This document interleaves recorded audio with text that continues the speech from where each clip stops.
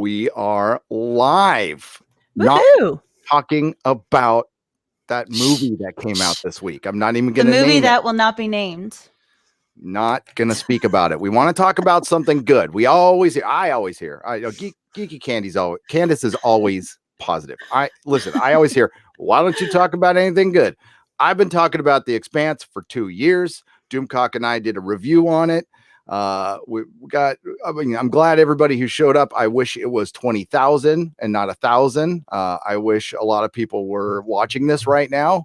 I think they made a huge mistake, which we will talk about. A couple.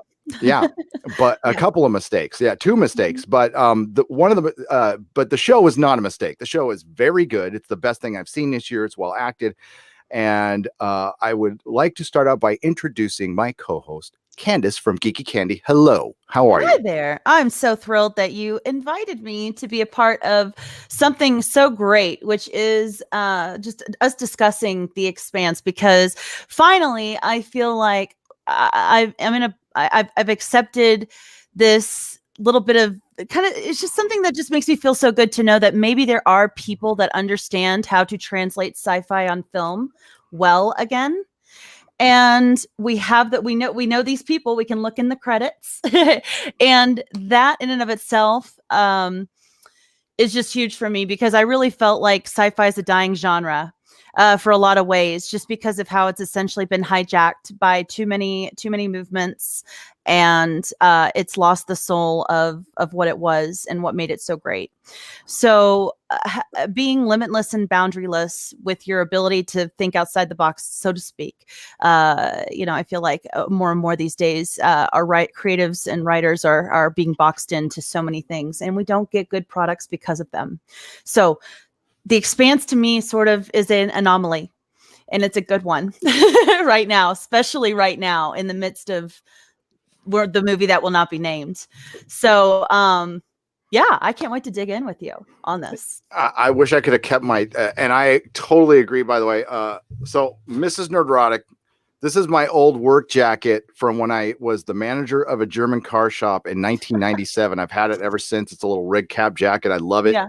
And she put a Tycho Station patch on it, and then she got like tea bags and distressed it a little bit to make it look old and dirty. That's so brilliant. And Feisty Fan got me those a long time ago. So thank you, Feisty Fan.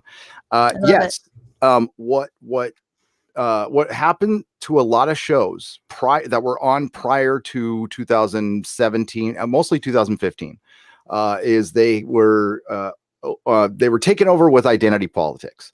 And this show was not one of them. This show maintained its character, maintained its characters, and they didn't decide to go down the route of alienating any of your audience, because the way they tell the story politically, it shows both sides. It's also an important story. If you really look at it, it's a well thought out vision of the future that, as far as the science, again, I'm not a scientist, but it seems right. And we have scientists, and actually a scientist hosted the panel at New York Comic Con and said it's one of the most accurate shows out there. So I think that's good.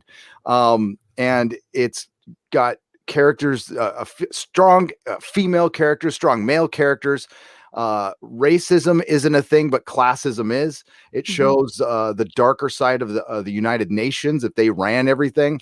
And I love the 3 factions that are constantly warring, and they show good and bad of both sides. I know some people think the Belters are insufferable, and some are, and some of the Earthers are, and some of the Martians are. But each class has plenty of insufferables. We'll just put it that way. It does. It does. And it shows good people in service of bad people. And it's not just, the thing that's been going on lately is just all the women are awesome and all the men suck. Nope, women suck in this too, and men suck in this too. And that's all we really asked for. And the series clearly defines the big, like we got a UN baddie, or not a UN baddie, but a earthy baddie, and then we're gonna be experiencing. We kind of introduced a little bit to an OPA baddie or an OPA faction baddie, and then after that, we're introduced again to another one, a little Martian baddie. So yeah, it's really nice how this series, the books walks a line like none other that I have seen, both with politics, with gender stuff, with race, with all of that, even ageism. Yeah. Like, so I'm just saying, it's quite unusual to have something so well written, and the science in it is great. It's so different from a lot of the things we see on TV that is we cannot understand that science in any way. It's just a known in that world. They do a great job of breaking it down in a certain understanding. It's more understandable to me, and even if it's right or wrong, it feels right, and that's all you have to really have it do is translate that way. So that's what I think about that. No, and you're absolutely right, and that's what this show does to perfection. Is you buy into it. They give there's enough complexity to each character that you buy into that person. That's something that Hollywood has lost, especially with film. TV, you can get way more in depth in a character, and our main characters, we still know little about their past. We're going to find that out with soon. And I do want to start out by saying we've been kind of non-spoiler now. We are going to embark into heavy spoilers. So we will be spoiling the book, the book differences, the next book, season 5, and maybe beyond. So you have been warned. We are going to spoil everything. Kind of whatever the hell we want to spoil today. Yeah. We're going to spoil, because we've been itching to spoil. So yes, here we are. I've been dying to talk about this stuff because the books aren't perfect to me. The books take a very strange turn in the later versions, and we can talk about what was behind that. I don't know. Yeah. I think maybe I have a few theories. Yeah. Well, I have a few theories about it, and I do look forward to talking about it for sure. Yep. So overall, let's start out with season 4. Okay. And what were your okay, what are the book changes you like the most, Candace, and what are the ones you like the least? Okay, gosh. All right. So one of the ones that was done, I'm not going to say I like the most, but was done very well to me, was the Bashia and Lucia reversal. I thought that was handled very well, it showed essentially the same character type, weakness, vulnerability, what Bashia had gone through. Basically, the innateness wanting to save his family, wanting to save his home, but going about it the wrong way, and then missing the moment in which he could have changed it for the better. He just barely missed it. Lucia, same way. So I really liked that. And I liked the mother-daughter dynamic more than probably the father-daughter dynamic, I think, between Lucia and Felcia. I just felt that, as a daughter, growing up to having those, trying to battle with your mom sometimes it's just, it felt good for me. I'll just put it that way. The one thing I didn't like was the non-exploration of alien flora and fauna beyond the new introduction of the bugs. That was really it. The book goes into wonderful, glorious detail of things surrounding this, which I was really looking forward to, especially after the first episode, seeing how they were going to adapt that visually, because they had done so many other great things visually, but it looks like the money was just spent elsewhere. And I'm okay with that, because there were some major scenes, the aftershock, for instance, doing that aftershock within the confines of that one building, and then having the after effects of it shot after, very smart, because that's probably saved them a ton of money. So I can see where they went about trying to save money, but then they decided to opt for the flood to be the big, that's be the beautiful graphics there for that was really, really awesome to look at, and then the after effects of that once the flood subsided. So yeah, those were just some of a few little ones. I really, really enjoyed the idea of incorporating Bobby Aravasala and the OPA into this a little bit more, because those are the three things that are nearly non-existent unless you incorporate the novella they added. The gods, was it the god of, what was it called? I never got to finish it. Gods of Risk. Yeah. So that was Bobby's storyline, you guys. That wasn't in the book. so it was mostly Bobby's storyline incorporated. So we got to see Mars, which was awesome. I loved to see Mars. So more pros than cons. I do have a few cons, but I think they're along the lines what yours were, and I feel like you would be better suited to state those, particularly with Havelock or the non-existence of him. So did you want to talk about that? Yeah. So, Yeah. so Lucia was that decision, I fully believe, was a 2019 decision to gender swap. That worked. It's one that actually worked. I was like, when I first saw it, I'm like, you know, and I saw the premiere at New York Comic Con, and Basia, who was the main character, and they also cut out Katoa. Yes, completely, which is weird because Prax was the brother of Basia in the last movie or last book. Prax was his friend. They were buds. Or buds. They were buds. Okay. Yeah. So Prax was, and Katoa was Basia's son. Yeah. And Basia was in season 3. And of course, yeah. Katoa was the proto-monster. The proto-monster, the blue meanie, that I called him. That and that was the connection. I think maybe they left that out because it made the solar system look too small. Like I like he didn't lose a son. He in fact gained one instead. So that's interesting. Yeah. So that was a big change. That and that's the reason. But I think it does take away a little bit of their motivation to go to Illis, because remember when they left Ganymede, for one, Basia was ridden with guilt because he left his son behind, and he found out his son was still alive when he left. Yeah. So he was just destroyed.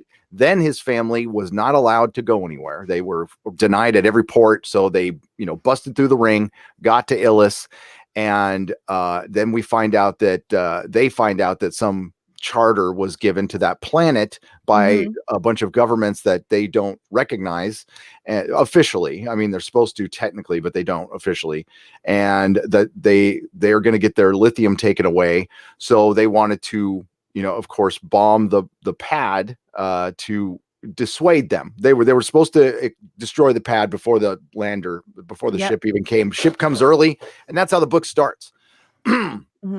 On that ship, is Havelock, Miller's former partner, who I liked a lot. And I thought he was well done in the books, well done in the shows. Now I know there's a YouTuber out there who I debated, who hates the show. And listen, I like that YouTuber a lot, and I respect him. Word of Wolf.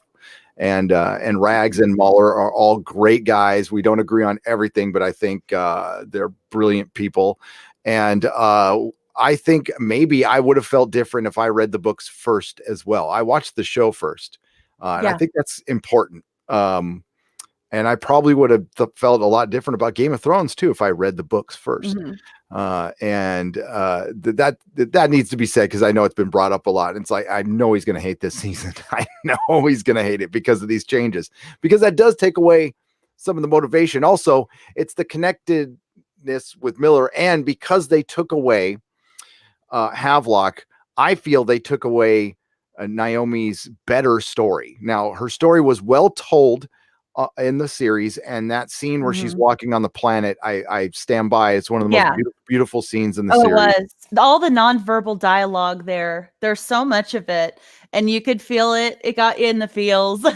It was so beautifully done. Gosh, if we had shows just half as good as that, I know. We would know what to be able to review and what we couldn't. Everything would be so damn good. It is. And I love that the crew of the Rocinante are all expats, basically. They're all expats, misfits from their own selected governments, and they became a family, and they're about there's actually a pretty decent family message in this book series and show, which I don't know if the writers intended or not. And it reminds, the connection reminds me of my friends when we were kids and stuff. We all we're all kind of, we didn't get along with our parents very well. And I think it's very well done. And then so we got Naomi's best moment, if they do it right, is yet to come, because it's in the next book. And they set up, I think that part very well coming up. Lots of drama with, the family you lose versus the family you choose is a big theme, I think, from this season and next, that we're going to be diving into and getting to know a little bit more about all the characters. If they don't forget to have the characters go back to the places that they hailed from. Yeah, don't know that part yet. It's a big change up.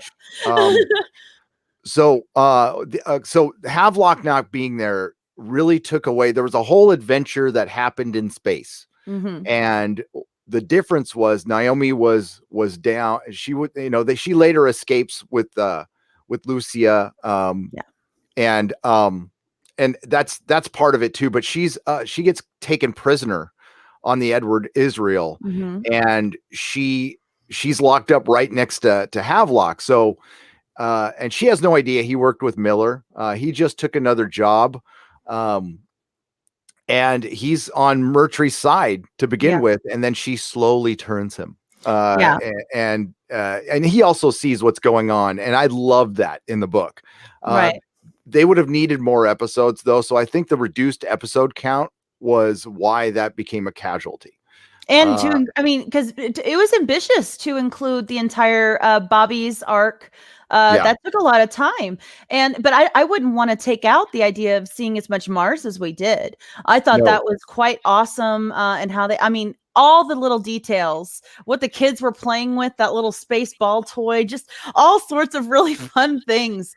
I can understand that, because we do have other moments we can cling to that are super strong for Naomi moving forward. So as long as they don't, and they won't leave those out, because that would be, they cannot leave that next one out. Just put no. I mean, it's a huge one between. We'll get to that. And I'm with you on the fauna. I really wanted to see the mimic lizard.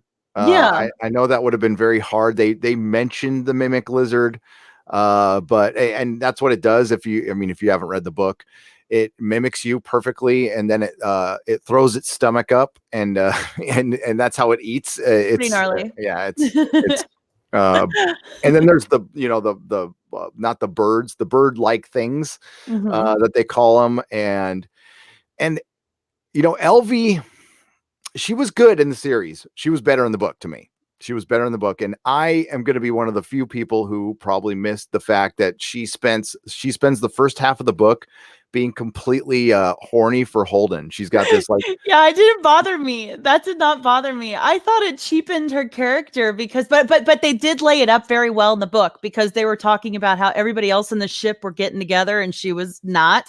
So but they didn't really say that in the movie either, or in the show either. So there really wasn't this thought of, well, she needs to get herself some, because she's going to have it affect her work day or something like that. It wasn't there.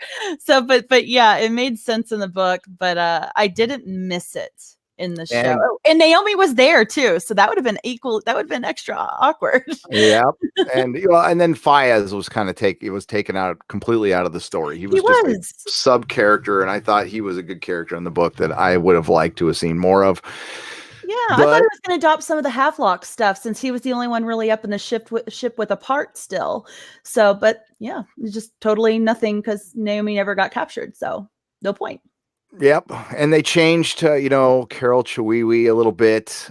She was there, but she wasn't much in the story. And that's fine. Adolphus Murtry ended up being a pleasant surprise, because I think anybody who read the book or even listened to it from Jefferson Mays saw a Clancy Brown kind of person, like an older bigger guy. Yeah. But Buzz cut hair, maybe like white, gray kind of buzz cut straight out of the army kind of still. I feel like that's kind of what I not envision. British, not a skinny British guy from Torchwood who No, I not at like, all. but he did a good job though. He was really good. I was always expecting him to come back, and they kind of set it up where he could, but they haven't brought him back in the books yet. I mean, because remember he was going to Luna, and Yeah. Burn Gorman. Yeah. So remind me, just because so much has happened in the books. One of the didn't Amos get in big trouble because I thought he like beat him to death.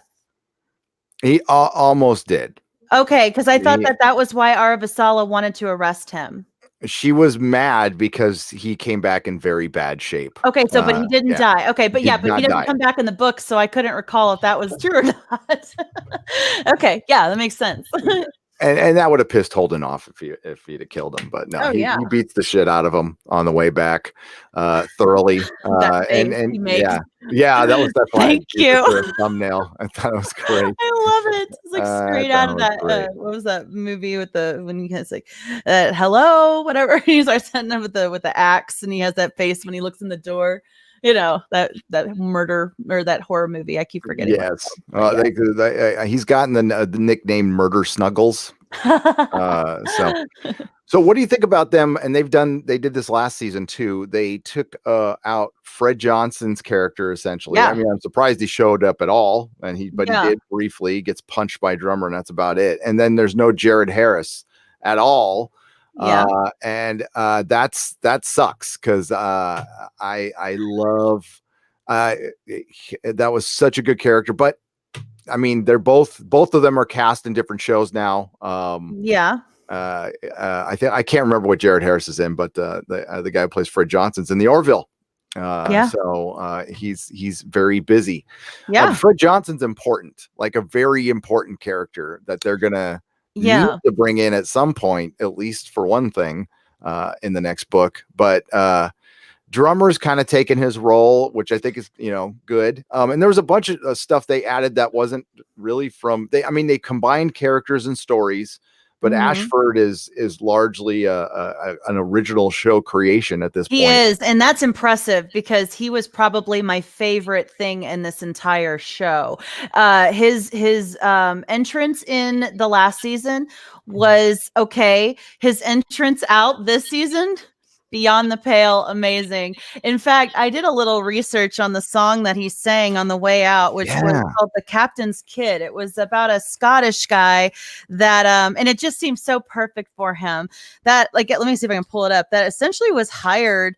He was hired to help police like pirate ships for the British Navy or something back like a long time ago. And he accidentally one of the Persian ship was putting up the wrong flag or something, and he ended up taking out that ship thinking it was what it wasn't, and he ended up having to be executed for it. And it was a really tragic like situation, but he was just doing his duty and got caught up with the wrong thing, and it was about piracy and very relevant to our and the way they talked to him was like a real salty but morally like convicted individual, and it was like that's Ashford to a T. So that story, I actually want to read a little bit more about him, Captain Kidd, just because it's called The Ballad of Captain Kidd, is that song that he sang a few times, and on the way out, on the way to the execution dock, so-and-so. I teared up. I was like, no, but he just faces it. He faces it and sings. And it was so, yes, like there's one other character that has a death that is so perfect in this later on. And those are the two deaths I think that I'd say are tops for shows for me. If they do her death the same way, then yes. But yeah, so I mean, I have no complaints with Ashford at all, except I wish he lasted longer. Yeah, he went out like a man. He did, but it was a great performance. And that it's it's one of the better, like, I want to supporting character performances I've seen in a television show, and it's right up there with like Tywin Lannister for me. Yeah, Charles I Dance's agree. Tywin Lannister, and Spike, and I've said that before, and I love that change. And the Bobby, Bobby's Yeah, you did story the was other one. great. That was That's great. the one I'm hoping they do justice for later on, because that's a gnarly death too. Like she just takes death by the horns and says, "F you, Yep. I'm doing what I want to do on the way out." I love it. So, and this actually, I think, provided better text than the actual book did for the setup of what is to come. And again, we're in spoiler territory, and we're going to talk about Nemesis Games, which is my favorite book. It's got a fucked up storyline, a fucked up ending, and it's great. And it's the only book where you're in the heads of all the crew of the Rocinante. It was also the first book that they were writing once the story got picked up for sci-fi. So a lot of things, I think, including the novellas that come out post Nemesis Games and beyond, are really all geared for being translated extreme. The writing was already cinematic in that it translated well on screen. You can visualize these characters exactly on screen, but they did it even more so, I think, from Nemesis Games and on, just because of the timing of the writing with it. But that's just my opinion, but it seems to line up that way. It does for a while, and then it doesn't. And then there's something we'll talk about at the end of the show. Yeah. That is, I think, a terrible decision that they made in the books. I really didn't like it at all, and I don't think a lot of the readers liked it. There's a character I don't like either, Michio Pa, which they have taken out, which I just can't stand her. She was insufferable, know-it-all, and was involved in the murder of a lot of people. We'll get into that number. And then given the leadership of the OPA, I'm like, what the hell? I went on Reddit, and like people were like, it was great. I'm like, no, it wasn't. It sucked. It was terrible. Yeah. And then she went away. So I was happy she was gone. Yeah. But okay, so there's not as much Miller in the show as there was in the book. How'd you feel about that? So yeah, the first half especially. I kind of missed the Miller aspect for sure. I will say the moments that they did have with him though were holy crap amazing. I mean, not just the dialogue what was his name? What's the actor's name that did it? I have it written down, but Miller, gosh dang it, I thought I had it. Who plays Miller? Tom Jane. Okay, yes. He delivered his dialogue so great. It's so believable. And the moments when you were seeing it through his eyes as the protomolecule.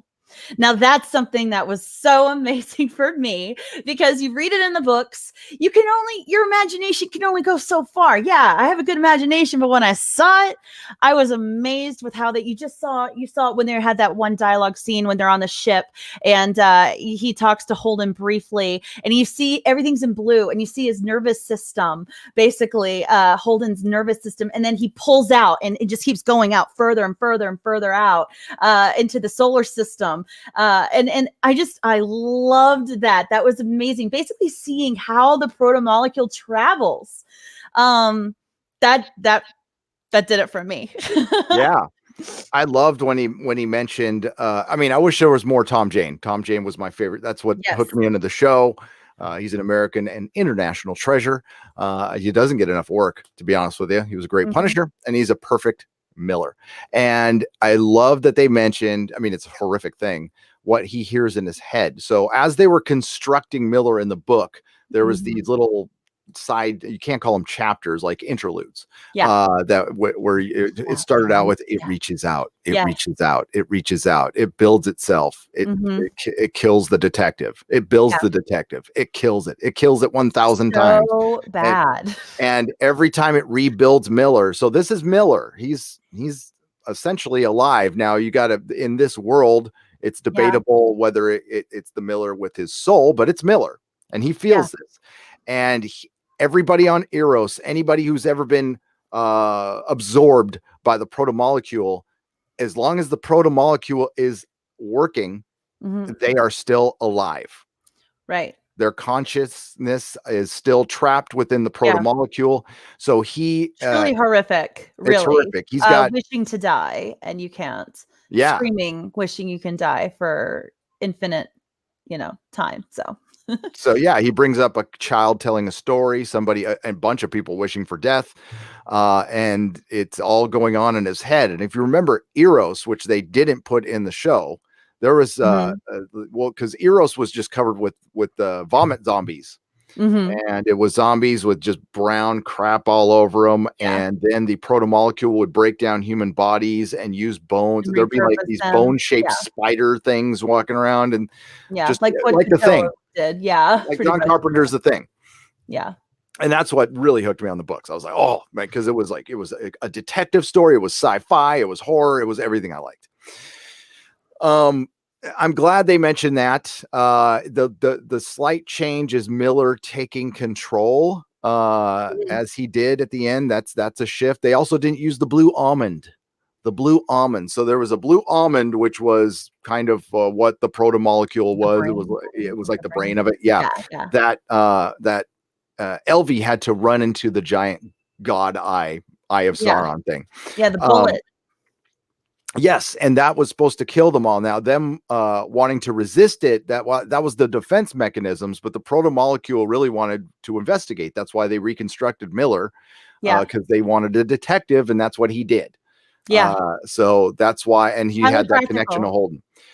Question: do you think, because this gets brought up a lot, the protomolecule, there is still, it's not active. So I don't know, but there's still protomolecule out there. Do you think they would ever bring back Miller, or do you think that would be bad?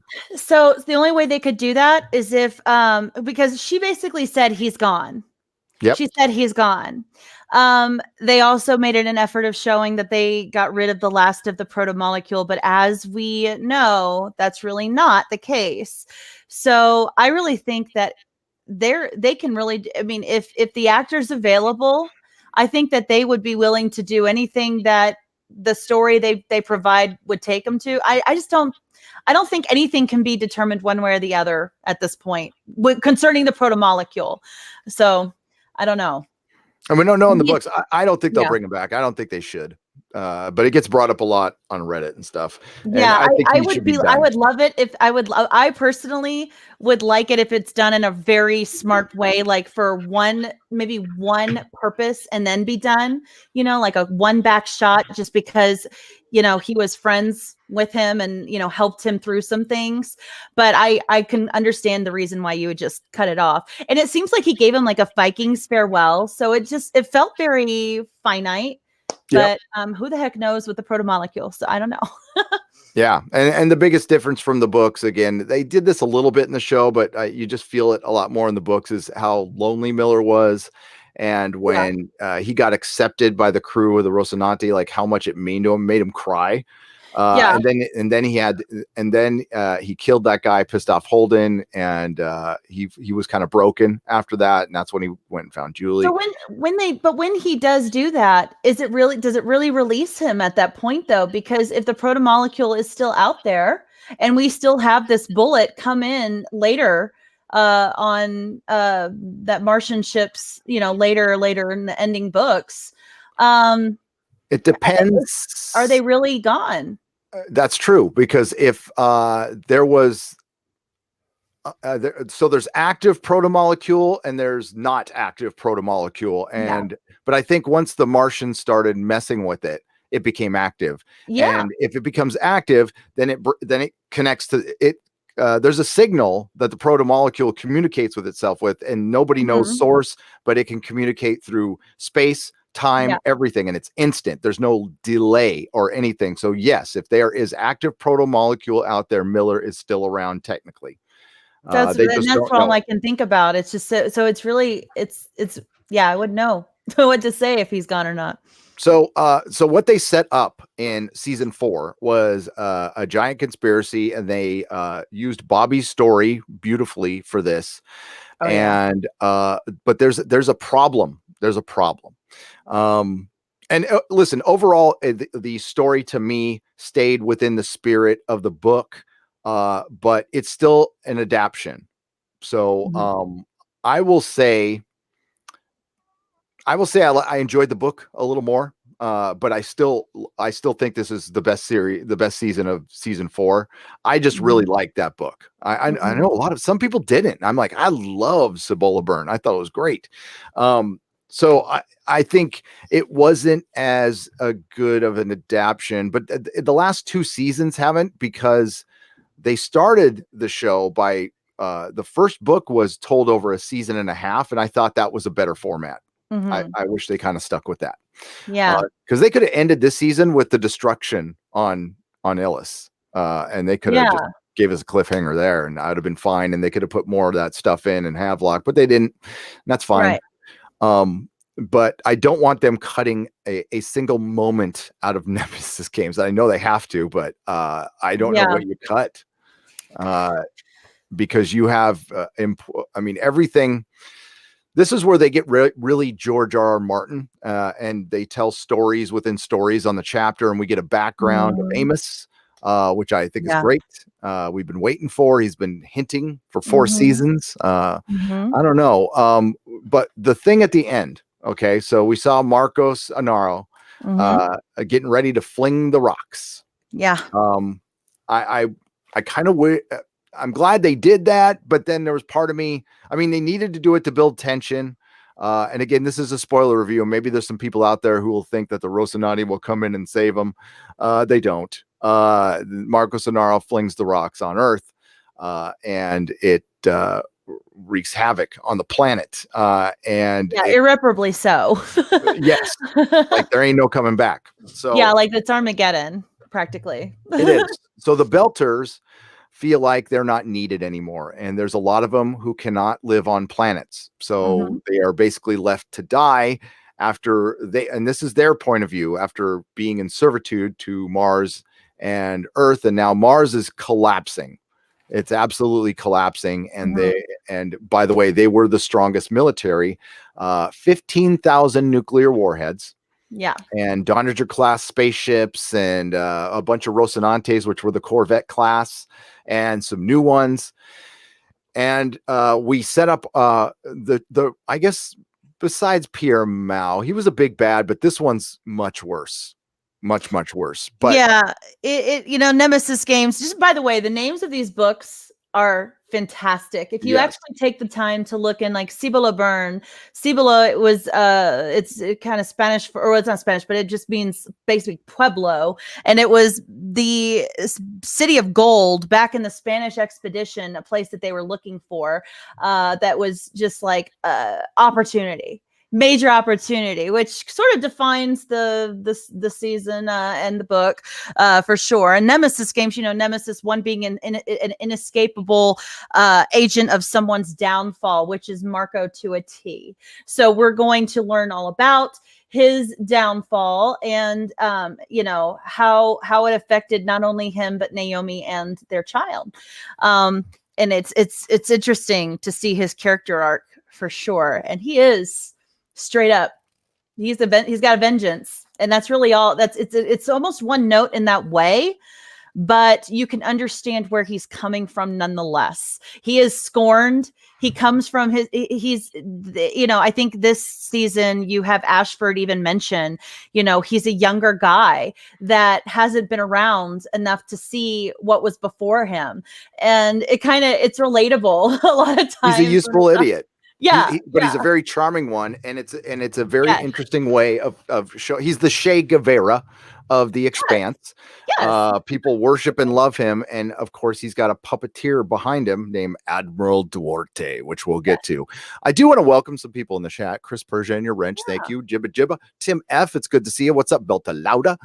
Reality 101, Songbird, Comtrend, James Mayfield.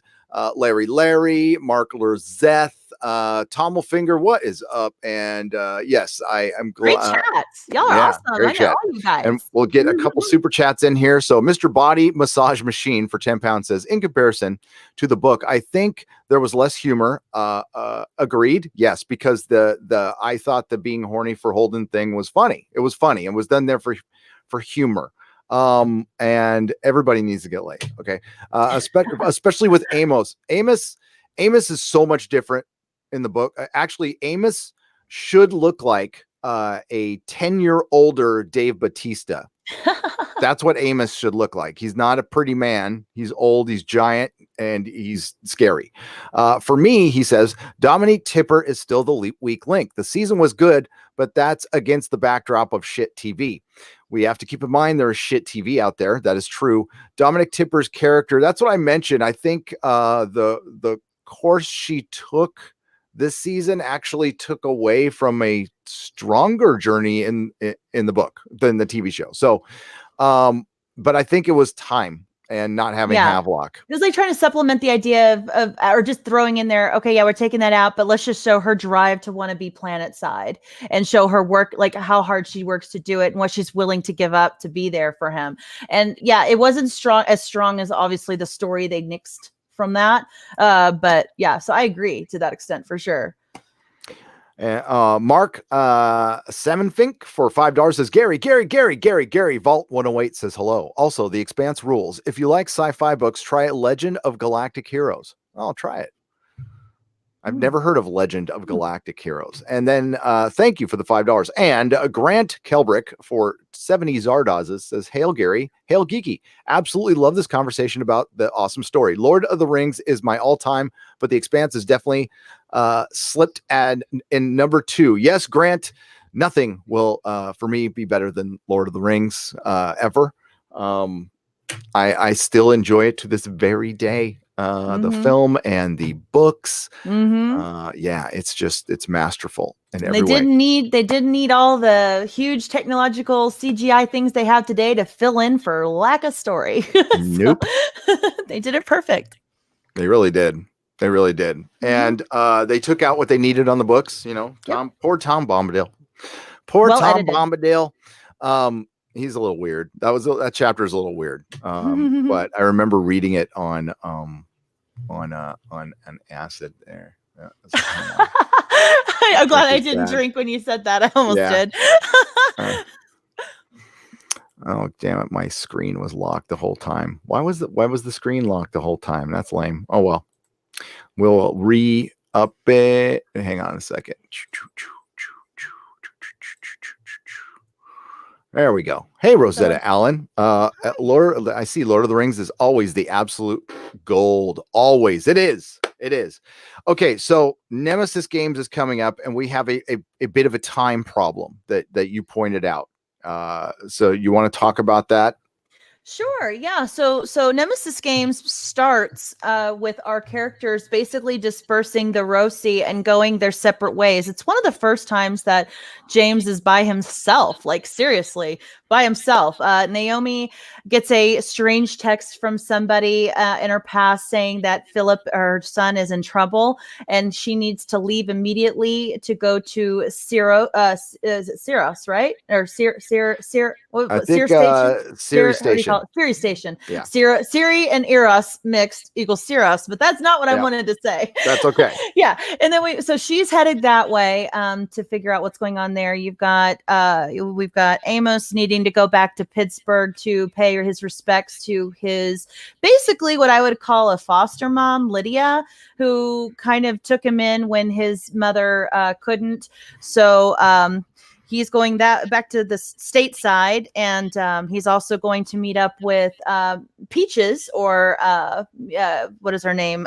Clarissa Mao. Yes, the one that can do the weird clicky thing with her teeth and turn into a monster.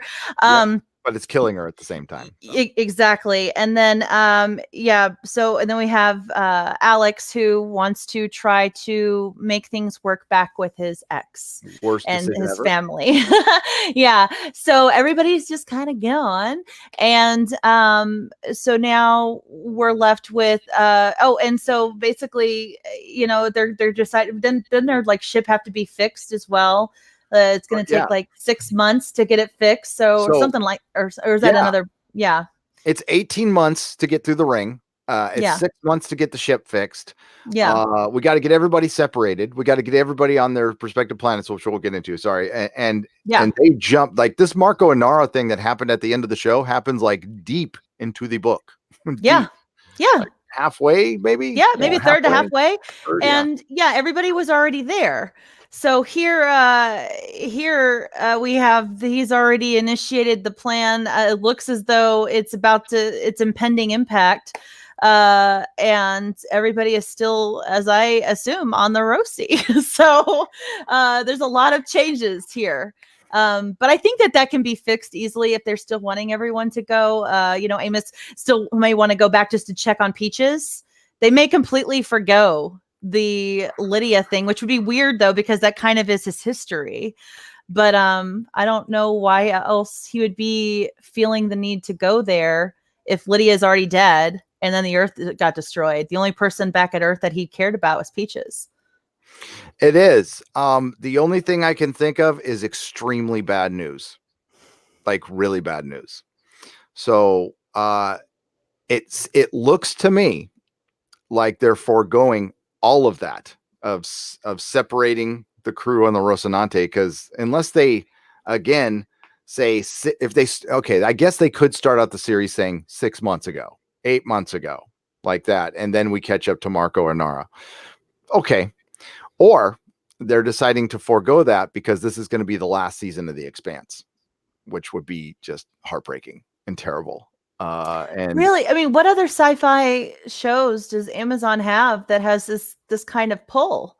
I mean, if they're wanting to have a foothold in the genre, why would they duck out so quick? I not enough people watching. I mean, that does have to count for something. Yeah, I guess so. I mean, they don't have to base it on advertisers, so I could be wrong. I hope I'm wrong. I hope I'm dead wrong. But what we got to think about it with the creatives and the actors. I mean, listen, the Expanse needs more people watching the show, but it's got a hardcore group of people. But it's already been canceled before. Jeff Bezos saved it, and maybe this is his pet project that we get forever. But The Expanse premiered on December 13th. And the last episode, season 3, ended in April or May of 2018. Yeah. 2018. So, I mean, that was a year and a half. And now we're probably going to get another year and a half until season 5. And then is it going to be a year and a half after that? I mean, for Christ's sake, then the time jump might make sense because they'll be that much older. But it's I don't know how they narratively work around this. I think they're going to cut out Lydia. And I don't know that they set up Alex going back to his family this season though. Yeah, right when you saw the daughter Felsia making that call at the very end saying, I'm heading off. Goodbye, you guys. Visit me soon. You see a picture. They zoom to him, and you see him looking sort of reminiscently at her, almost visualizing that moment when he left his family to join Spacecapades in some kind of way. So absolutely, they did there. I don't know. It's interesting thought there. I mean, we don't really know what they're going to do with the show, and it's incredibly hard to keep characters for a long period of time, and they get more expensive every year that you do it. So that does make sense. But I don't know. I hope not. I hope that's a bummer, man. It is a bummer, but it's like I've already gone through it with this show before. Laconia is such a great part of it. It'd be really weird if that would suck. It is. Well, if Strange we get Dogs novella by itself, that's a and they've got to find a way to put that in the story. And they've done storyline true and true, you know. I just love it. No, and that's they've done a great job of incorporating the novellas into the series. So Yeah. the whole Epstein Drive thing was freaking fantastic. Yeah, I hope I'm wrong. I hope I'm wrong. And I did hear Cass. I always say Cass Amber. Cassanver? Naren Shankar, the Aaron showrunner, Shankar. Yeah. talk about how they're going to probably play with a different release schedule for season 5. And he Yeah. talked about how what they did Yes. with Handmaid's Tale or something, which was 2 or Yes. 3 a week or something. Mm-hmm. I would accept that. I would still prefer weekly, but Yeah. but that's going to be the big problem for the show. So I guess they could. I'm kind of working it out in my head here. So they could start the series with saying 1 year ago. What they could do is like previously on the Expanse, and then they end it with the Marcos Inara scene and say, 6 months before that, 8 months before that, see Avasarala getting on Luna, Alex going to Mars, Bobby's horrible timing. We already saw like Naomi's getting ready to leave, and Holden's going to be called in to investigate the missing ships, which we haven't seen yet. So they're going to have to put that in there too, where ships are starting to disappear through the gate. Yeah, he gets in touch with that journalist from last season, Monica Stewart, yes, who alerts him of it. She's been noticing it, and she doesn't really want to say much because she's nervous about the possible repercussions, and rightly so, because it does end her. So yeah, it does. Yeah, but that's very important part too. Well, and the whole conspiracy, behind so Earth gets destroyed basically. So the Belters lash out. Like 4/5 of the population is gone, essentially. Yeah, it's like a lot of people die, and it forces everybody through the ring. Yep, everybody has to go through the ring, and all of a sudden, Ganymede is like the most reliable place to get food and stuff. What the Belt really didn't think about was that's where all the food and water came from too. Yeah. So and now they had long-term goal there. Yeah. But this was all a giant Martian conspiracy. Well, not a Martian. It's Laconia, the Laconian Empire. And somebody found a planet with which already had, again, alien tech on it, and they are able to adapt it and build these like Babylon 5 style. Yeah, like these nasty warships. Yep. Yeah, but they also have like a drive or something. I'm trying to remember. Yeah, they're able to shoot out these pulses. It's like extreme gamma ray pulses, and it basically knocks people out. You become rendered unconscious for a small period of time, and as they do it more and more, the period of time expands. Up to like half an hour, you're just knocked out. You get missing time. Yep. Yeah, which is really funky.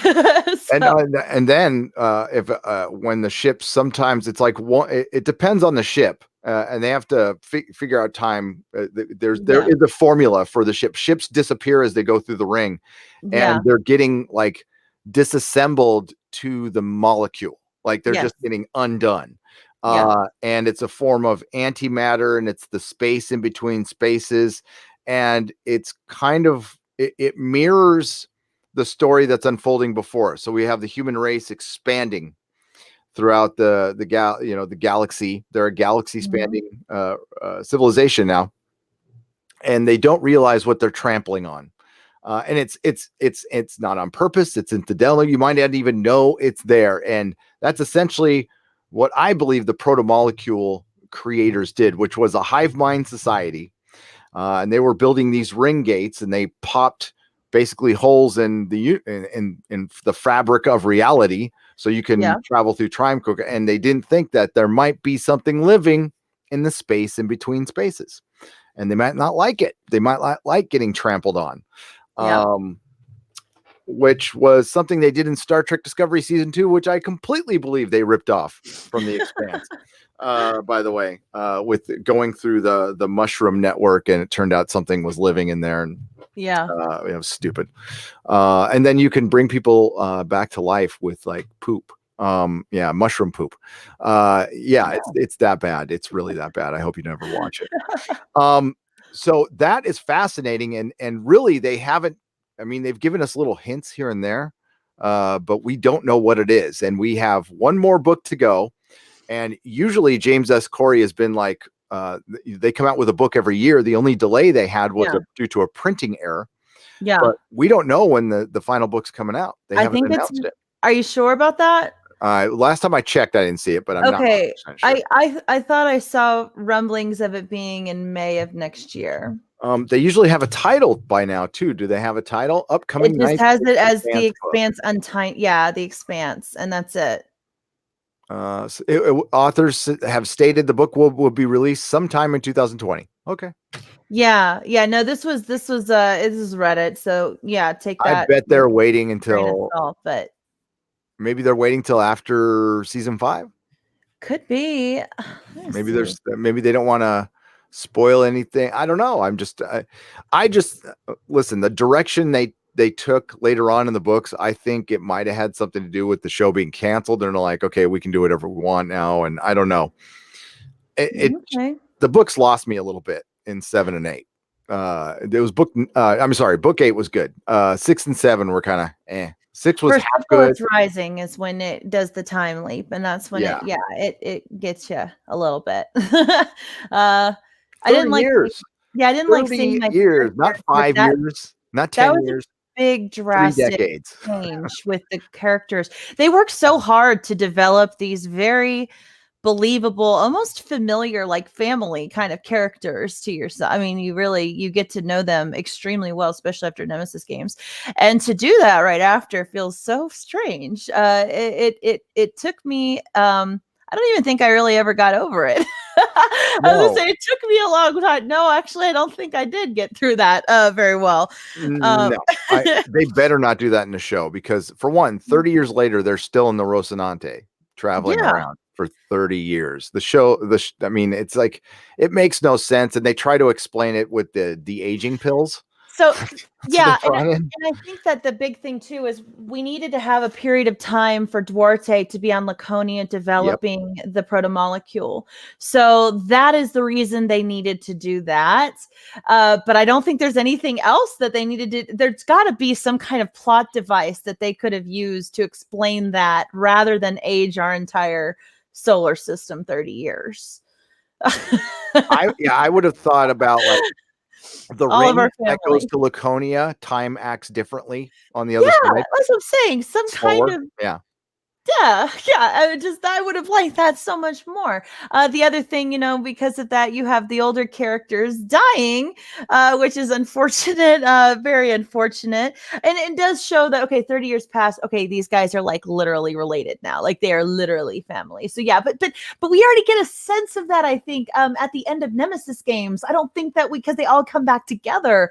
I don't think that part is so necessary. I hope that if we do go through that, they cut it. So Amos was older in the books anyway. So he's in his pushing 80. Yeah. In the book, and Colden is 65. Naomi's 65. Bobby's 65. I mean, they're a bunch of grandparents running right now. Again, they say anti-aging pills, so maybe they only age 10 years. They really need to set that up now if they're going to do that. They really hey, there's been this great invention. Teresa in the book, Teresa Duarte's daughter, talks a lot of descriptives about Holder, and it does talk about how he is just not looking fresh anymore. No, he's old. So it really is. It's upsetting to hear that consistently, that they're old. Like they make it a point to let you know over and over again that they are old. Over and over again. and it easily could have been explained with once. So there's a warning at the end of was it Nemesis Games? Is it at the end that there's the Laconian Empire? Do not go through this ring. That's it. Yeah, you go through this ring, you're dead. I think so. So just make the Laconian ring there's something with it. We can't explain it, that when you go through it, the time acts differently, and they were just there longer, and they were able to develop an empire. And then they worked away with that special drive. They worked their way around, the time thing. And Boom, done. But see, then Duarte used the protomolecule to maintain his youth and to try to look into live forever and stuff. And so how would that be different from everyone else in Laconia? So then that's a problem too, right? Yeah, it's a major problem, especially what they did with them. Although he didn't turn into a yeah, we're in the spoilers anyway. He didn't turn into a total vegetable. He did do something at the end, but Yeah, it's what they did with them, and that's his mind got hijacked. mine got hijacked Yeah. by the enemy. I just guess we'll call him That he the just happily adversary. happened to have it, injected into him. Yes, but I like the fact that he tried to prod them. I thought that was logical. Like, hey, we don't know what this thing is, so we need to piss it off. So Yeah, it'll yeah, it'll yeah. lash out at us, so we know what it is. And if we got to break a few eggs to make some omelets, and he does that. And there's the eighth book finally gave me what I was looking for. I think they were kind of dicking around on other planets too long for me. I didn't care, Mhm. and I wanted to hear about alien structures and Mhm. The diamond. lore. Yeah, like what was weird about that? There was a pulse. It wasn't a pulsar. Was it a neutron star? The neutron star, which had Mhm. no systems around it at all. Yeah. And then they find out what it's for, and it's really that was cool as hell. And then Mhm. the ship gets put back together, and it's like the Philadelphia Mhm. experiment. I don't know if you're familiar with the Philadelphia experiment, but Wasn't that like isn't that like a Alex Jones thing? a conspiratorial art bell Yes. thing. Yeah. So the Yes. Philadelphia experiment was basically I've heard it. the urban legend goes that Einstein and Tesla worked on a project together to try to make ships invisible to radar in World War II, and they Mhm. wanted to use magnetic fields. So they had Mhm. these giant magnetic field generators on the oh my god, I'm forgetting the ship now. I used to know that ship by heart, but it was in a Philadelphia shipyard, and Okay. supposedly they turned these things on, and the ship disappeared for a little bit, and Hmm. it ended up in a shipyard in New Jersey, and then it plopped back, then it reappeared in Philadelphia. And the room again, the urban legend is that it basically transported real quick and then came back. And when it came back, men were like halfway through the hull, arms were sticking out, and yeah, yeah. So it's like a bad transporter accident, you know.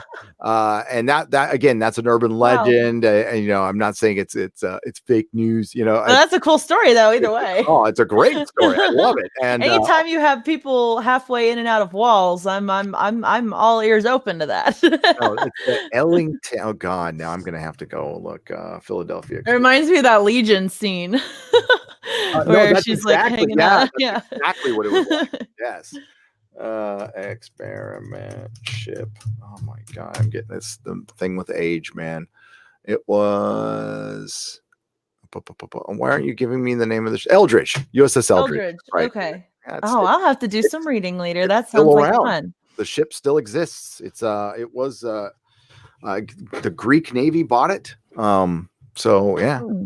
read up on the Philadelphia if you can find it. Find the Art Bell episodes on it. They're great. Very good. They're I have great. some traveling coming up, so that is going to be first on my list to things to do while we travel.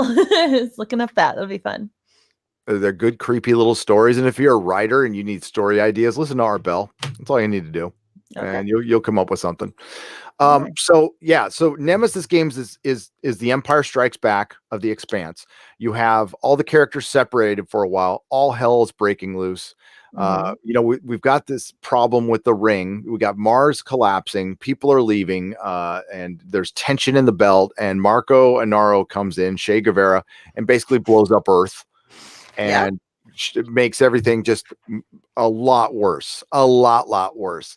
But it gets everybody to come together finally. Like they've been talking about it and they've been playing at a truce, but they really weren't together, and now they are forced to work together. Earth and Mars and the belt. And the end of the next one, the end of the next book is where we get to see Duarte go through the Laconia ring. So that would have us set up if they do follow that. That would be a hell of a cliffhanger to end. They would have to not incorporate really Duarte very much. If they plan to end it there, I wouldn't see Duarte's character at all. I would make Marco would be the big baddie that would be invested in for this season. And because what's the point of Duarte? Duarte's being built up in this book, in book 5 for the latter half of the series of books. So I think Duarte's coming in for sure, though. I think they will bring, because they mentioned the Martian connection at the end of the series. Yes, they did. And Ashford's message that he sent out at the end obviously went to Drummer. So we'll see what justice we get with that. So I hope I'm wrong. I hope I'm dead wrong. I mean, they could end it. I don't want them to, because they have so much. I mean, it's just getting going, really. Yeah. The story's just the visuals they did put the money towards with CGI and stuff was just beautiful. Seeing the relics brought to life in that way, seeing Miller commandeer that one alien relic, the crabby one, as they mentioned in the book, and taking it to like the it did in the book, was and that I listened to you talking about that, where you're like, that is the nightmare of any special effects guy, putting something like that together, and they did it. They did it. I mean, it looked amazing, I thought. So I don't know. I want more of that.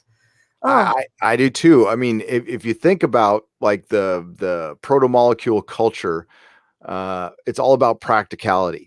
They don't care about how something looks. They're a hive mind. So it just needs to be useful, and we would not even understand. So a giant, remember in the book, LV touched it and she would cut herself. It was just filled with jagged edges. Perfect. And she's trying to hold its hand. Miller's all, hold my hand. Yeah. Oh my gosh. Oh, and then one thing I did love too is that we got to explore the I don't want to say temple, but the huge structure much earlier in the show than we did in the book, which was really cool too. I like, in the book we don't really, I don't recall us really getting into it until much later, but it was like the second episode here. And we could literally talk about this for hours, but we have to get some super chats here. And Norwegian Kryptonian sends his love for 22 Norwegian kronas. He says, "Hi, geeky, XOXO, XOXO." Back at you, Norwegian Kryptonian. And that Norwegian Kryptonian is cool. Dragon in the West for $5. Who should play Admiral Duarte? Edward James Olmos? Oh, God, I would say yes, emphatically, if he wasn't in Battlestar Galactica. But I can't think of the actor's name now. God damn it. And Admiral Duarte needs to be, well, since his last name is Duarte, I'm gonna think he has to be Filipino, because Duarte is a Filipino name. Is it a Filipino? I was thinking it was Hispanic, but maybe it's a well, Hispanic is part of Filipino too, but the either one. Yeah, either way. Either one. The president of the Philippines, I think, is President Duarte. Oh, that's right. That's right. That's right. So that's the one that pops in my head anyway right now. So, okay. Admiral Duarte in my head when I was reading the books, I saw Dr. No from James Bond. That's who I saw. Yeah. Dr. No. So dark features. He needs dark features for sure. His daughter has them as well, so that would make sense. Give me a moment on that and I'll get back to you. I'll find an Admiral Duarte, but Edward James Olmos, I don't know, because you need somebody who can come off a little psychotic too, and I don't. He's too nice. You'd want to like him, but you know what? Admiral Duarte is supposed to be charming as hell. Like like Holden even goes like, I kind of see where the guy's come from. He's crazy, but he's not wrong about some stuff. So it has to be somebody convincing. Good. I don't know. What do you guys think of the chat? That I know y'all are gonna say no, but just off the bat, because I love him so much, David Tennant. I love David Tennant. I would love to see him in this story some way. I think he'd be great. He wouldn't be terrible at all. I Does he go psycho towards the end? Crazy psycho, and David Tennant plays psycho so well. Well. Yes, and he Jessica Jones. He was great. He could definitely do that, his brain well, he starts talking gibberish, right, and just making hand motions. So he's connected to something else, Yes. and maybe He becomes like a puppet. well, and he blows up somebody's head though. So with his mind, right? Yeah, So yeah. The people that were like taking care of him or something. yeah. So yeah. That's a good question. I like David Tennant. I will never say no to David Tennant being I in any. know I can't either. And anything sci-fi, I really just want him in it. I love him in sci-fi. Anything sci-fi. Yeah. Richard Jones says they had to fix the ship because of damage from tethering the ships together in book 4. That's right. One of my favorite book 5 was one of my favorite book 5s was in when I one of my fave in book 5 was Sin. Yes. And I was sad when he died. Yes. Sin was one of those good people in service of bad people. Good person in a bad place. Yep. And he just cared about Naomi, and Naomi. He knew her history. He knew what she did in the past, and he didn't Yep. want her to repeat it. It was so sad. He thought she was killing herself and she wasn't. And he ended up getting spaced, and she had to watch her friend get spaced. But it was either that or everybody else dies. And she had to have a convincing suicide.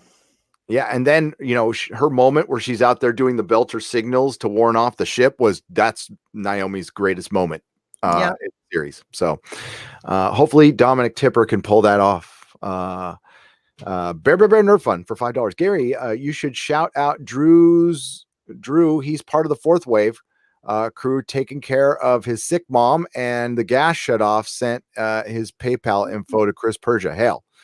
Yeah, send it to me. I'm sorry to hear that. Let me know. But yeah, I can talk about it on the Inquisition, Bear Nerd Fun. And Chris, let me know about that. Let me know what's up.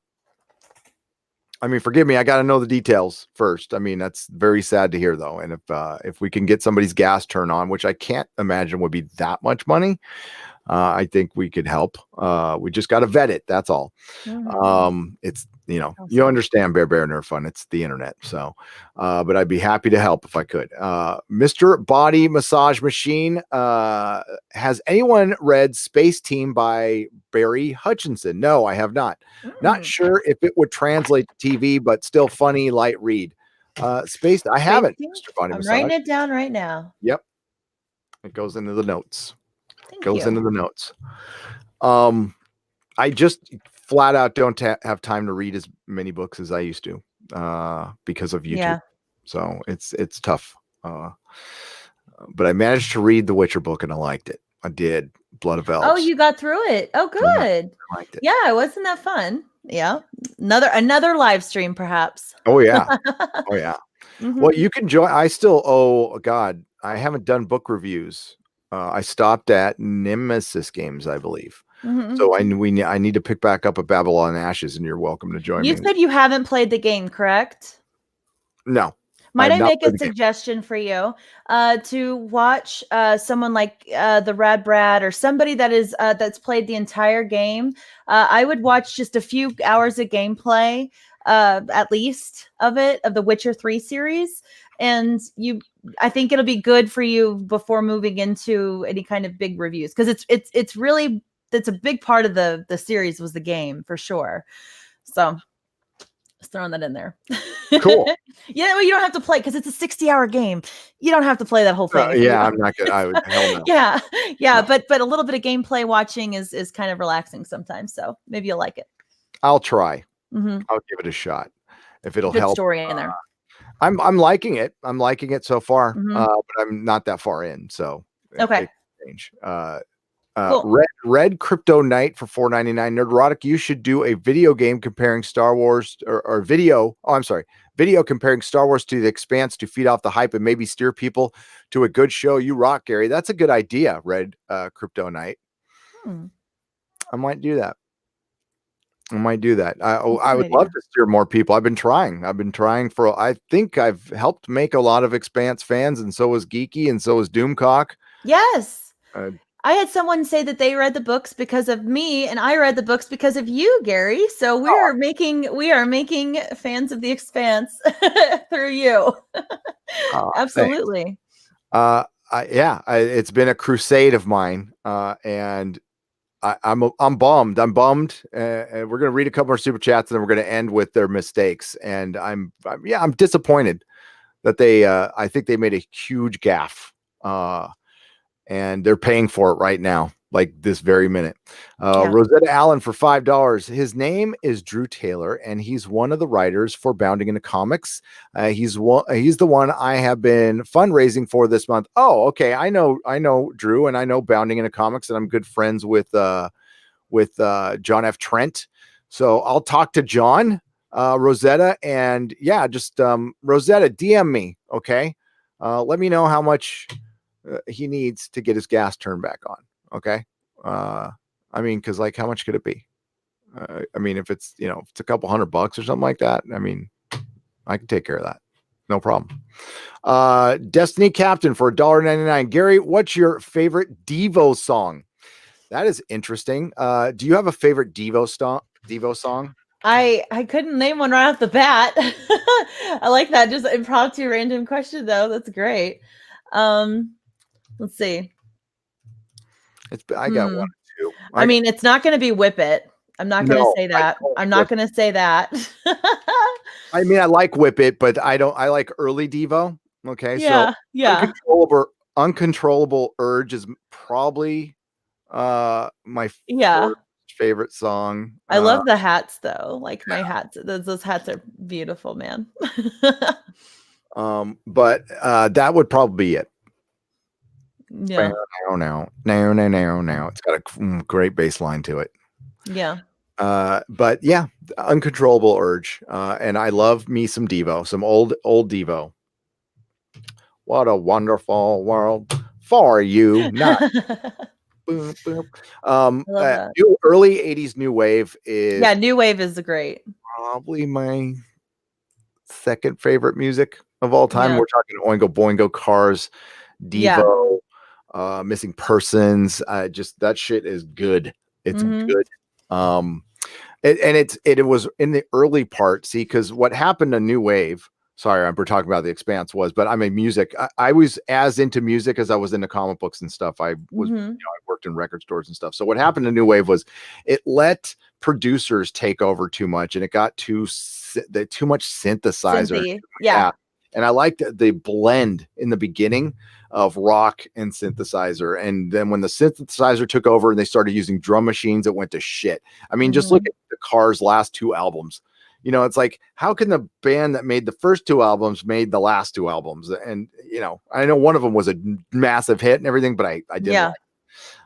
And the Cars were genius. And we just lost Rick Ocasek, who was, and we lost Benjamin Orr a long time ago. Yeah. It was the true brains and talent behind the Cars and a good bass player. But check Twitter DMs, Gary. I will for $2. Hang on just a moment. Let me go check the Twitter DMs. This is Drew from Bounding into Comics. It's funny you're talking about your love of music. Music's always followed me around too. I've always had a hankering for 60s classic rock though. I am a 60s rock girl through and through, and then the 80s hit me hard and I loved every bit of it. In fact, I wish I was born a little bit earlier so I could have enjoyed them a little bit more, but yeah, man, the 80s and the 60s for me. 1966 to 1989. I could say 1991. We're like, that was the best years for music. It died after that, and it never became. I mean, there was still some good stuff. Early 90s grunge and the early punk ska was kind of fun, but that was about it for me. It was done after that. Same here. Same here. It got way too, everything became a big rush to the top 100 instead of it staying in its own unique lane, and it got homogenized. Yeah. And I could do a whole live stream on that and how much, and I love all kinds of music. I don't like poppy country, but everything else I like. I don't like, and newer hip hop. I like older hip hop. But Oh, you see, I'm wearing, or I was wearing my Johnny Cash shirt. Yeah, I Yeah. love it all. Ring of Fire. I'm from Texas, so I'm gonna say that's good for me. I was Good working for out me. today to In the Hall of the Mountain King. So dun, dun, dun, dun, dun, dun, dun, dun, dun. That's awesome, man. Just gives me goosebumps. His gas is back on. His gas is back on. It is just shy of 400. He is, however, a lot deeper in the hole from his mom's stroke and Halloween, but we can raise a few hundred for him. Okay, cool. So I'm going to put the link to his PayPal in the chat. I'm going to donate some myself. If you can, that's cool. If you can't, that is cool too. And I'm very sorry to hear that. But thanks for letting me know. And let me get to that link real quick. And this is directly to Drew's PayPal. We've all come on hard times in our lives, including yours truly. And it sucks. During the holidays is the worst time too, because Really, it's emphasized even more. Like it feels heavier. it really is. Why does that chat keep stopping? Okay, here we go.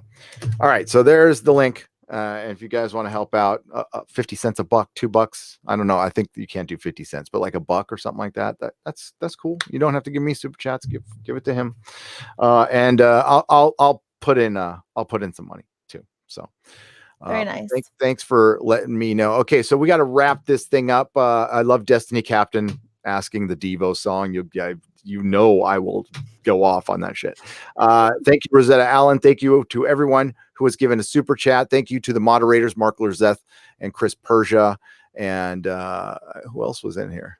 Who was in here? Chris Persia, Mark Lerzeth, Nihilist Shadow. What's up, Nihilist Shadow? And according to Christy and all the ones who are out there, love you guys. We will probably talk about the Expanse sometime soon. I wish more people were interested. The mistake. Let's end on that. Yes, yeah. Let's end on the negative real quick. End on the negative real quick. So there's another mistake. Amazon, if you're out there, you better be watching right now. I'm just kidding.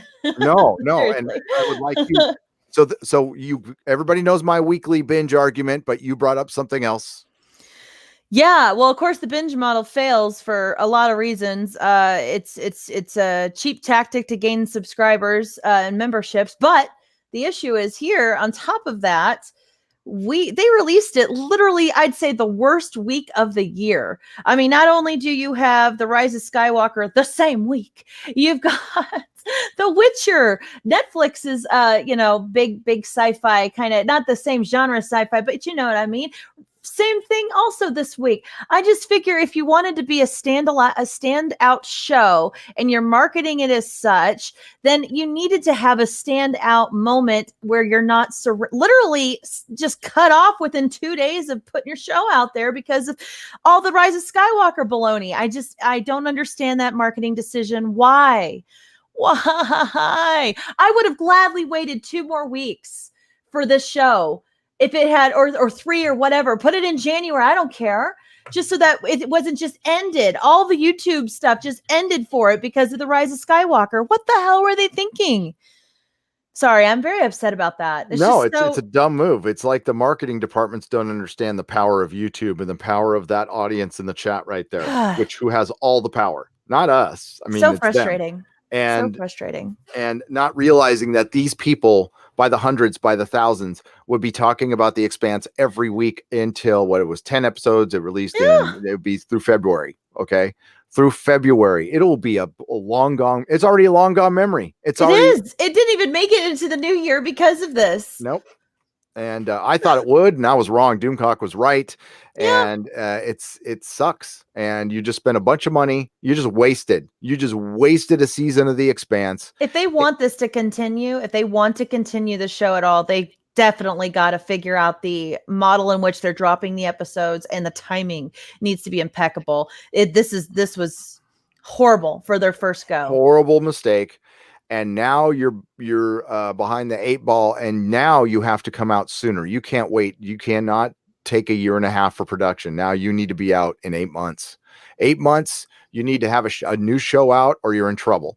Because it's already been It's been well over a year and a half. So you lost a bunch of your audience. You kept your hardcore ones, but the casuals weren't here. And the only way you were going to get the the book's going to casuals, carry on the hardcore ones, but yeah, then the casuals aren't the going to have normies that. aren't going to read the books, and they're not going to wait for the show. They're just going to go, what happened to the show? What happened? And they're going to burn through it.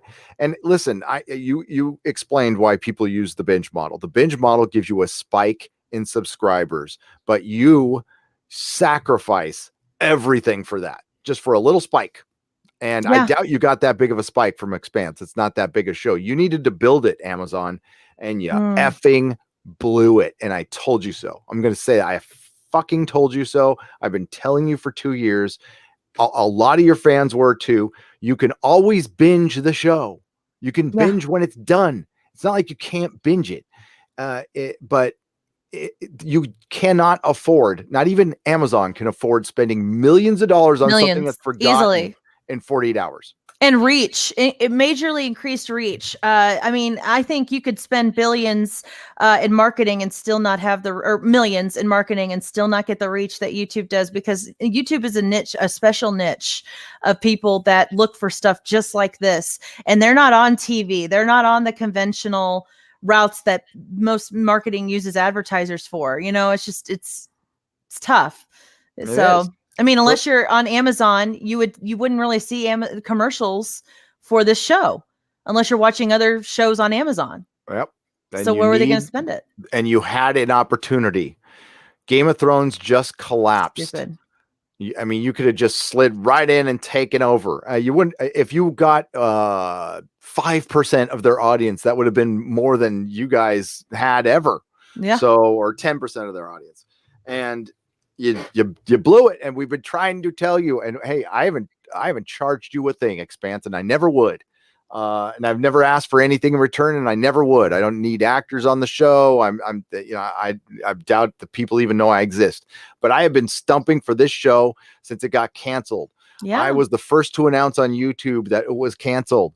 I was up live. I was bummed.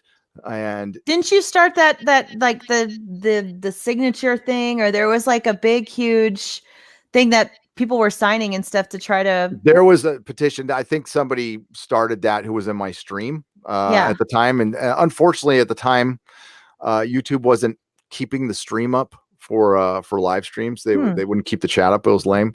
But no, the Save the Expanse started. The hashtag started in my chat. And I mean, nothing. I never heard a thing. And then other people went out and got the Rosie up in space and got the plane going over, which was brilliant and smart. And we saved the Expanse, and you did all this work and fucking blew it. It's God. And the anger that we have, don't misjudge this. It's only because our passion for the show is just as or greater than this anger towards this moment of this one issue that we're talking about. We love the show. Our passion is evident in the last hour and almost a half that we've been talking about it. But this is a problem. And if people don't get it together, marketing departments all over, man, Disney screwing the pooch and Amazon. I mean, people need to be put in the right positions with marketing, because that is what breaks a franchise. You put just as much money in marketing as you do in the production of a movie. And I assume it could be similar with shows. Is that correct? Mm-hmm. Okay. So then why do this? It's just so ridiculous. You wasted your money. Yeah. Kills me. Marketing at New York Comic Con. That's great. You're preaching to the choir there. You needed the normies. And where do you get the normies? Right here on YouTube. Right here on YouTube. My channel blew up bigger than, I mean, to this day, I had not had a month like I did for Game of Thrones. I wasn't bitching about Star Wars. I came here because of you and Game of Thrones. Yep. I'm here because the Geeky Candy is here because of you and Game of Thrones. So if it can pull some random, suburban girl like me. Yeah, I mean, you're not a normie, okay, but I mean that in the nicest way. I mean that in the nicest way. And I'm normies are bad. Normie and geeky. I'm mildly geeky. We'll just call it that. I think I'm normie friendly. I am aware of that. I am somewhat normie friendly. Yeah. That's why I drew with the Game of Thrones stuff, and I'm totally okay with that. That's part of the comic shop thing. I need, that's how bad TV has gotten. I am not hardcore like some of my friends here on YouTube. Like I am not. I can forgive some canon violations, not major, little ones. I don't get hung up on that shit. Because I'm more interested in a good story and a good character. And if I'm convinced of that, I can forgive a lot. Yeah. If I was that hardcore, I would not have been very good at selling comics. Because I would just go, well, here's 3 comics you got to buy. Forget everything else. Buy Watchmen, Dark and you Knight. isolate your audience that way too. It doesn't work. It doesn't work. But that's how bad things have gotten. Because if I'm like consistently not liking stuff, they're not appealing to everybody. They're appealing to a crowd that ain't me, which is very middle of the road. So yeah. Thank you, Geeky Candy. We got one more super chat here. Steven Yarnell says, Geeky and Gary, I started watching Expanse on your recommendation and I love it. Halfway through season 4 now. So I'll swing back on this video when all is said and done. Can't wait to hear your thoughts. And it will be on Nerdrotic Live shortly. So there you go. Nice. Geeky, please plug your wonderful channel. Oh, thanks for the opportunity. Yeah, so I'm Candace, aka Geeky Candy. I do have a YouTube channel and a Twitter at Geeky Candy, spelled as you see here.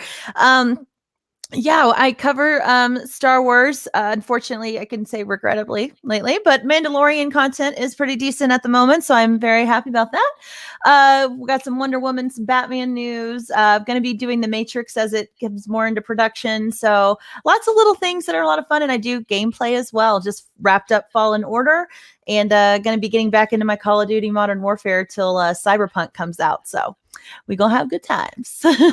Nice. Yeah. I love Scotch. Thank you for the $5 donation. I greatly appreciate it. It's good to see you here. I love Scotch. Scotchity Scotch. Should I get the chicken or the fish on the plane? Captain. Ooh. Opt for the snack box. Yes. But if you're talking about airplane, you wanted to stay away from the fish, buddy. You want to stay away from the fish. Yeah, surely you can't be serious. I am serious. Don't call me Shirley. You like it when scraps rubs up and down your legs? You ever seen a grown man naked? No, sorry. 80s comedies, man. I could do a show about that. I love 80s comedies. That's all I put on. That's all I put on when I need to feel good about something. Right. A dreamer out there gives us some good news for $2. Saw a season 4 commercial on MSNBC last night. Well, I would never see that because that's mainstream media and I would never watch it, but I'm glad there was a commercial somewhere. That's good. That's good. That's a good thing. But they should put one on, on a network somebody would watch it on. It's probably just because that was a cheap ad. Sorry. But I had to say it. It was right there. All right. So thank you everyone for tuning in, and there'll be more Expanse videos to come. Again, this will be on Nerdrotic Live. And now I am back to working on my Rise of Skywalker video review. Named. Oh, shit. Damn it. I said it. Oh, sorry. God. Now I'm going to have to cut this out of the end. But the movie that won't be named, I'm doing a review video on. It was supposed to come out today, but it's probably going to come out tomorrow or Monday. It's going to take time because I want it to be kind of my final word on it. So you'll give it more time than J.J. Abrams did, I'm sure. I will. But there might be as many reshoots. We don't know. All right. So thanks, Beltalaudas, and go watch The Expanse. If you haven't watched The Expanse, go watch The Expanse. Don't watch that movie that should not be named. I don't know if there's a free trial with Amazon Prime, but it's better than that movie that should not be named. It's better than the other space franchise that's on CBS. It's better than that person who travels around in a blue box pretending to be a doctor. It's better than all of it. So, and you need something to kill time till the Orville comes out. And The Expanse is it. So ciao, everybody. Bye-bye. Bye.